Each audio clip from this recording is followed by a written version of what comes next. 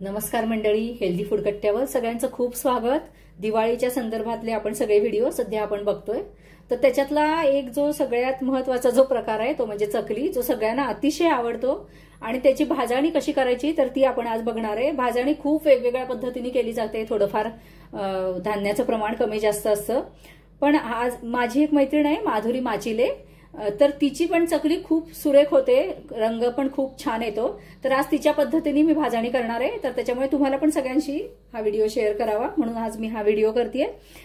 तर त्याच्यासाठी मी 4 वाट्या तांदूळ घेतलेले आहेत, साधे रेशनचे जाड तांदूळ आहेत। आणि शक्यतो रेशनचे म्हणजे असे हे जे जाड तांदूळ आहेत ना तेच घ्यायचे, म्हणजे चकली खूप छान होते, खुसखुशीत होते। तर हे 4 वाट्या तांदूळ घेतलेले आहेत, 1 वाटी उडदाची डाळ घेतलेली आहे आणि 1 वाटी फुटाण्याची डाळ किंवा डाळवं ज्याला म्हणतात तर ती 1 वाटी मी घेतलेले आहेत। 1 वाटी पोहे घेतलेले आहेत आणि साधारण अर्ध्या वाटीपेक्षा जास्त हा साबुदाणा आहे। याच वाटीने हे सगळं प्रमाण मी घेतलेलं आहे, तर तुम्ही पण तसंच करा। तर 4 वाट्या तांदूळ, 1 वाटी उडदाची डाळ, 1 वाटी फुटाण्याची डाळ, 1 वाटी पोहे आणि अर्धी वाटी साधारण साबुदाणा। तर आणि त्याच्यानंतर 1 टीस्पून मी इथं मेथ्या घेतलेल्या आहेत। याच्याने कडवटपणा येत नाही, पण छान सुरेख अशी खमंग चव येते चकलीला। तर ह्या भाजणीचं वैशिष्ट्य काय आहे ते तुम्हाला बघताना लक्षात येईलच। आता हे तांदूळ आणि ही उडदाची डाळ मी आधी भाजून घेते। भाजणीचं वेगळेपण असं आहे की हे तांदूळ मी धुतलेले नाहीये किंवा उडदाची डाळ वगैरे सुद्धा धुतलेली नाहीये। का धुतली नाहीये ते तुम्हाला पुढे कळेलच। आणि तरी सुद्धा चकलीचा रंग फार सुरेख येतो, तुम्ही आता बघालच। गॅस थोडा मीडियम ठेवायचा आणि तांदूळ आपल्याला रंग न बदलता भाजायचे, फार लाल भाजायचे नाहीत तांदूळ, फक्त गरम करायचे, चांगले हाताला चटका बसेल एवढे गरम करायचे आणि मग काढून घ्यायचे। तांदूळ चकलीसाठी घेताना केव्हाही इंद्रायणी वगैरे असा घेऊ नका आणि फार महागड्या तांदळाची गरज नसते चकलीला। रेशनच्या तांदळाची चकली जास्त खुसखुशीत आणि छान होते। आणि तुम्हाला घ्यायचं असेल रेशनचे तांदूळ नसतील तर तुम्ही कुठलाही साधा जाडा तांदूळ घेऊ शकता, ज्या तांदळाचा भात छान मोकळा होतो असा जुना तांदूळ घ्यायचा, म्हणजे मग चकली छान होते। याच्या आधी अगदी पारंपरिक पद्धतीने जी चकली करतात त्या चकलीच्या भाजणीचा सुद्धा व्हिडिओ मी ऑलरेडी अपलोड केलेला आहे, तुम्ही हेल्दी फूड कट्ट्यावर जाऊन बघू शकता। पण याच्यामध्ये थोडासा बदल करून आज जरा वेगळ्या प्रकारच्या चकल्या करायच्या आहेत म्हणून मी परत भाजणीचा व्हिडिओ करतेय। त्याच्यातला कुठला व्हिडिओ तुम्हाला आवडला ते तुम्ही चकली करून बघा आणि मला नक्की आवर्जून सांगा। त्यानंतर बिना भाजणीच्या फक्त फुटाण्याची डाळ आणि तांदळाचं पीठ वापरून सुद्धा मी चकल्या केलेल्या आहे, तो पण व्हिडिओ तुम्ही बघू शकता। ती पण चकली चवीला खूप छान होते। धान्य जर कमी भाजलं गेलं तर चकली मऊ पडते, पण जर धान्य जरुरीपेक्षा जास्त भाजलं गेलं तर ती जास्त नाजूक होते चकली, ती करताना पण तुटते आणि तळून झाल्यावर किंवा तळणीत पण त्याचे तुकडे पडतात। त्याच्यामुळे मी जसं आधी सांगितलं तसं तांदूळ खूप जास्त भाजायचे नाही, हाताला छान गरम लागले की तांदूळ गॅसवरनं काढून टाकायचे आपल्याला। असे भाजताना आपल्याला तांदूळ हलके लागायला लागतात, त्याच्यावरून पण आपल्या लक्षात येतं की आपले तांदूळ भाजून झालेले। तर आता हे जे तांदूळ आहेत ते छान गरम लागतात हाताला, मी आता हे तांदूळ गॅसवरनं खाली काढते। आता आपण उडदाची डाळ घेतलेली आहे, ती मात्र मंद गॅसवर पण खमंग भाजायची आहे, छान त्याचा खमंग वास आला पाहिजे। मंडळी, कितीही अगदी खात्रीने चकली करणारी जरी गृहिणी असेल किंवा असं जरी कोणी म्हणत असेल की माझी चकली अगदी परफेक्ट होते, तरी सुद्धा जोपर्यंत ती चकली करून असा अभिप्राय येत नाही की नाही छान कुरकुरीत झाली आहे, खुसखुशीत झाली आहे चकली, असं सांगेपर्यंत कुठल्याही गृहिणीचा जीव भांड्यात पडत नाही। चकली हा आपला सगळ्या फराळातला फार महत्वाचा पदार्थ असतो, सगळ्यांना आवडणारा आणि तितकाच करायला थोडासा वेळ खाऊ असतो।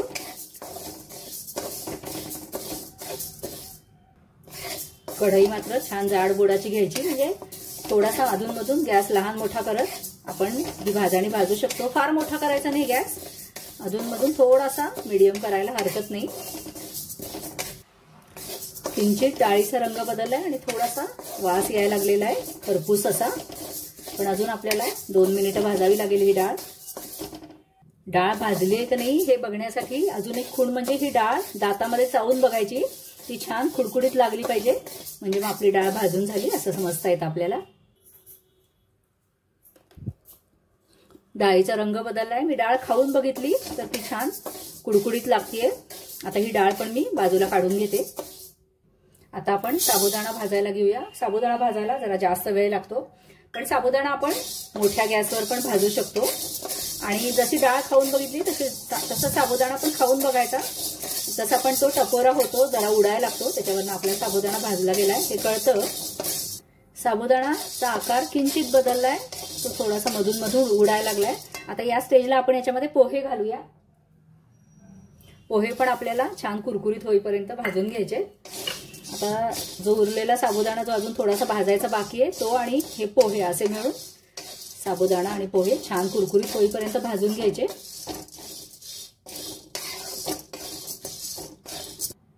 पोहे पण आपले भाजून झालेले, त्याचा छान असा चुरा होतोय। आणि साबुदाणा जो आहे तो पण खाऊन बघायचा। साबुदाणा पण मी खाऊन बघितला, तोही कुरकुरीत झालेला आहे। आता 1 टीस्पून ज्या मेथ्या होत्या त्या पण याच्यात घालूया। त्याही अगदी एखादा मिनिट आपल्याला भाजायच्या आहेत। मेथ्या घालून 1 मिनिट मी हे सगळं परतलेलं आहे। आता आपण गॅस बंद करूया। जर तुमची डाळ जी आहे फुटाण्याची डाळ ती जर मऊ असतील तर ती या स्टेजला याच्यामध्ये घालून ती पण थोडीशी गरम करून घ्यायची, कुरकुरीत करून घ्यायची। त्याच्यातलं मॉइश्चर आपल्याला काढून टाकायचंय। माझी काही डाळ कडक आहेत, मऊ नाही पडलेली, त्याच्यामुळे मी आता गॅस बंद करते आणि ती डाळ याच्यामध्ये घालून गरम कढईमध्ये हे सगळं तसंच घालून ठेवणार आहे। आता हे फक्त मिक्स करूया आणि जेव्हा ही सगळी भाजणी गार होईल तेव्हा याच्या पुढची प्रोसेस आपण बघूया। आता हे डाळ आणि तांदूळ जेव्हा गार होतील तेव्हा मी तुम्हाला सांगते की हे मी धान्य धुवून का घेतलं नव्हतं। हे जे आहे बाकीचं ते सगळं मी वेगळं ठेवलेलं आहे आणि त्याच्यानंतर डाळ आणि उडदाची डाळ आहे, सॉरी तांदूळ आणि उडदाची डाळ आहे तर ते मी वेगळं ठेवले। आता हे व्यवस्थित गार झालेलं आहे। आता हे का धुतलं नाही ते मी तुम्हाला सांगते। तर आता हे दोन्ही जे आहे ते चक्क आपण स्वच्छ धुवून घेणार आहोत। हो, भाजून झाल्यावर हे धुवून घ्यायचंय, त्याच्यातलं जे काही काळपट पाणी आहे ते सगळं निघून जातं आणि मग चकलीला रंग खूप सुरेख येतो। तर आता हे धुवून मी व्यवस्थित छान कापडावर पसरून ठेवते। आता हे धुवून मी एका चाळणीत निथळत ठेवले। थोडेसे याच्यातलं पाणी सगळं निघून गेलं की मग आपण हे पसरून ठेवूया। आता हे डाळ तांदूळ चांगले खडखडीत होईपर्यंत आपल्याला वाळवून घ्यायचे आणि मग आपल्याला गिरणीतनं दळून आणायचे। छान पातळ थर पसरून घ्यायचा।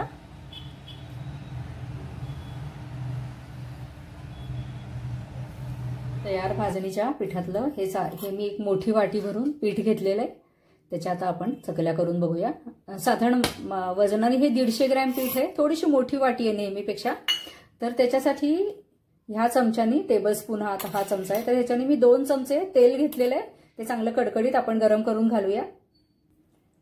तेल गरम होतोय तोपर्यंत ह्याच्यामध्ये बाकीचे मसाले घालून घेऊ। ओवा घातलाय, मीठ घालूया, 1 टेबलस्पून तीळ घेतलेले, धन्याची पूड, जिऱ्याची पूड घेतलीये, 1 चमचा तिखट, 1 टीस्पून तिखट घेतलंय, थोडीशी हळद घालायची। हळद फार घालायची नाही, नाहीतर मग काळपट रंग येतो। आणि 1 चिमूटभर हिंग घातलाय। तेल अगदी कडक गरम करून घ्यायचं आणि आता मी ह्याच्यावर घालतेय ते।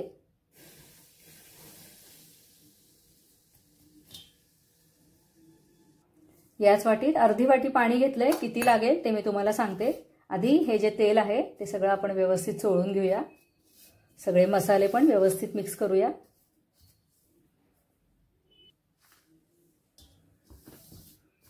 रूम टेम्परेचरचं पाणी घेतलेलं आहे। असा सगळा व्यवस्थित मसाला आणि तेल पिठाला छान चोळून घ्यायचं। तेल कमी जर पडलं तर चकली कुरकुरीत होत नाही, पण जर तेल जास्त झालं तर चकली एखाद्या वेळेला तेलात विरघळू शकते किंवा तेलकट होते चकली। एवढं प्रमाण बरोबर आहे। मी त्या चमच्याने जो चमचा दाखवला तेवढा एका वाटीसाठी, या मोठ्या वाटीसाठी मी 2 चमचे तेल छान गरम करून घेतलेले आहे। आता हे पीठ आपण भिजवून घेऊया। पीठ फार सैल झालं तरी सुद्धा चकली मऊ पडते, त्याच्यामुळे थोडंसं पाणी घालून चकलीचं पीठ भिजवून घ्यायचं।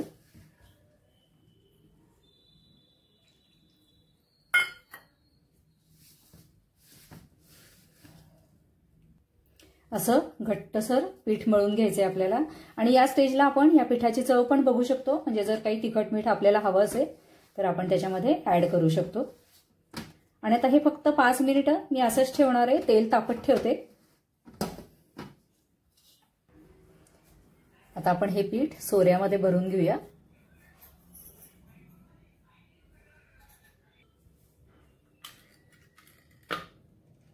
तुम्ही कागदावर चकली घातली तरी सुद्धा चालेल। हे बघा, चकलीला छान काटे आलेले आहेत। चकलीचं पीठ जर मऊ भिजलं तर काटे येत नाहीत आणि मग चकली पण मऊ पडते।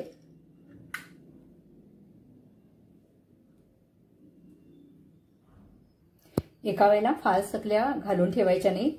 तेल तापत ठेवलंय, आता आपण ह्या चकल्या तळून बघूया। तेल आपलं तापलेलं आहे, आता गॅस बारीक करायचा आणि मग चकल्या घालायच्या।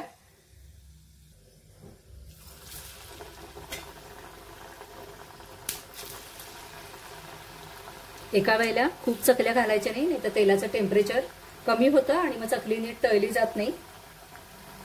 गॅस थोडासा मोठा करायचा, फार मोठा करायचा नाही।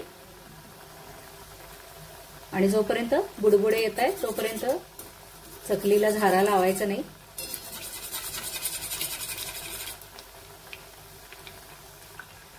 चकली तळायला वेळ लागतो, फार घाई करायची नाही। गॅस मोठा केला तर चकली वरून लगेच करपल्यासारखी दिसते किंवा लाल दिसते आणि मग आतून ती कच्ची राहते आणि मग ती जरी सुरुवातीला ती कडक वाटली, कुरकुरीत वाटली तरी ती नंतर मऊ पडते। त्याच्यामुळे मीडियम गॅसवर किंवा मीडियम पेक्षा थोडाशा कमी गॅसवर व्यवस्थित चकल्या तळायच्या।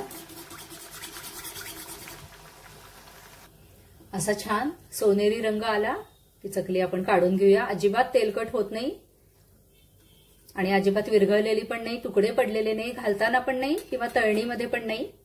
चकली मी अगदी मोठी घातली आहे तरी सुद्धा ती तुटली नाही। हाताने तोडल्याशिवाय चकलीचं पीठ जोपर्यंत आपण हाताने तोडत नाही तोपर्यंत ती तुटत नाही। अशी छान मस्त चकली होते, छान खमंग खुसखुशीत झाली। आता गार झाल्यावर मी तुम्हाला दाखवते। चकल्या आता पूर्ण गार झालेल्या आहेत, मी तुम्हाला तो तोडून दाखवते। आवाज आला असेल तुम्हाला। आणि हे बघा किती पोकळ छान अशी नळी पडलेली आहे, त्याला दिसत असेल तुम्हाला। त्याच्यानंतर मी आता तुम्हाला ही खाऊन दाखवते।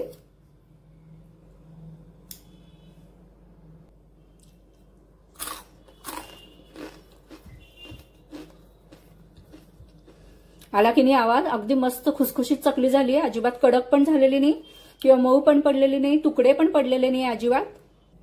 एवढ्या वाटीच्या प्रमाणामध्ये ही एक मोठी चकली झाली आहे आणि 12 नॉर्मल साईजच्या चकल्या झाल्या आहेत। आता मी तुम्हाला एक छान भन्नाट टिप देते। चकल्या कायम सगळ्यांची तक्रार असते की चकल्या मऊ पडतात, तर त्याच्यासाठी मला नाही वाटत आतापर्यंत कुणी सांगितली असेल। तर माझ्या आईची एक टिप आहे, तर ती काय करते, जर चकल्या मऊ पडलेल्या असतात तर सगळ्या अशा छान ताटात किंवा परातीत पसरते आणि चक्क उन्हात ठेवते। 1-2 तास छान ऊन दाखवलं की चकल्या छान परत कुरकुरीत होतात। तुम्ही करून बघा। पण आता आपल्याकडे ऊन सगळ्यांकडे असतंच असं नाही, तर त्याच्यासाठी अजून एक टीप अशी आहे की ह्या चकल्या जर आपल्याला मऊ पडल्या असं वाटलं तर तेल छान तापवायचं आणि ह्या चकल्या परत तळायच्या सगळ्या। अजिबात तेलकट होत नाहीत आणि परत छान कुरकुरीत होतात। चकल्या मऊ पडण्याची 2च कारणं असतात, एक तर ती चकली व्यवस्थित तळली गेली नसेल तर, किंवा हवा अशा वेळेला बऱ्याच वेळेला आभाळ येतं किंवा हवेमुळे चकली मऊ पडते। तर या 2 कारणांमुळेच फक्त चकली मऊ पडते। भाजणी कमी भाजली गेली तरी त्याच्यामध्ये मला असं वाटतं की फार फरक पडत नाही, कारण आपण मोहन वगैरे घातलेलं असतं। कधी उकड घेऊन चकली करतात। याच्या आधीचा जो व्हिडिओ आहे तो मी उकड घेऊन करून दाखवलाय तुम्हाला। आज उकड न घेता मी चकली करून दाखवली आहे। दोन्ही प्रकारे चकल्या खूप छान होतात। तुम्हाला त्याच्यापैकी कुठला व्हिडिओ आवडला ते पण मला सांगा आणि कुठल्या पद्धतीने तुम्ही चकली केली ती पण सांगा। सबस्क्राईब करा हेल्दी फूड कट्टाला। धन्यवाद।